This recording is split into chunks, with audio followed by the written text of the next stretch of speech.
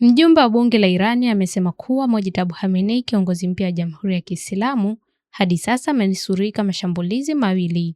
Kwa mujibu wa shirika la habari la serikali la IRNA, Mohammad Reza Rezaei, kochi mwakilishi wa Jahram katika bunge la Irani, alisema kuwa Mojtaba Khamenei alikuwa na Ayatollah Said Ali Khamenei wakati wa shambulio dhidi ya makazi ya kiongozi mkuu, lakini alinusurika kuuawa.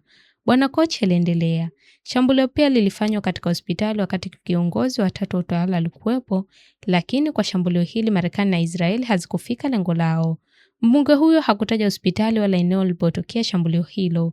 Rais wa Marekani Donald Trump alisema katika mahojiano na Fox News kwamba kiongozi mpya wa Irani aliumizwa na siku ya kwanza ya mashambulizi ya Marekani na Israeli. Kuhusu jeraha la Mojtaba Khamenei, Bwana Trump pia alisema, nadhani pengine ni sawa, nadhani amejeruhiwa, lakini nadhani pengine ipo hai kwa namna fulani. Jana ujumbe wa kwanza kutoka kwa kiongozi mpya wa Jamhuri ya Kiislamu ulichapishwa. Haya yanajiri licha ya kwamba takriban wiki moja baada ya kuteuliwa kwake, hakuna taswira wala sauti ya Mojtaba Khamenei iliyotolewa, na wasiwasi kuhusu afya yake na hali yake ya kimwili umekuwa ukigonga vichwa vya habari kwenye vyombo vya habari. Hapo awali, Alireza Salarian, balozi wa Irani nchini Cyprus, aliambia gazeti la The Guardian la Uingereza kwamba nilisikia kwamba mikono na mikono yake imejeruhiwa, nadhani yuko hospitalini, na sababu amejeruhiwa na sidhani angekuwepo na raha kutoa hotuba chini ya hali yoyote ile.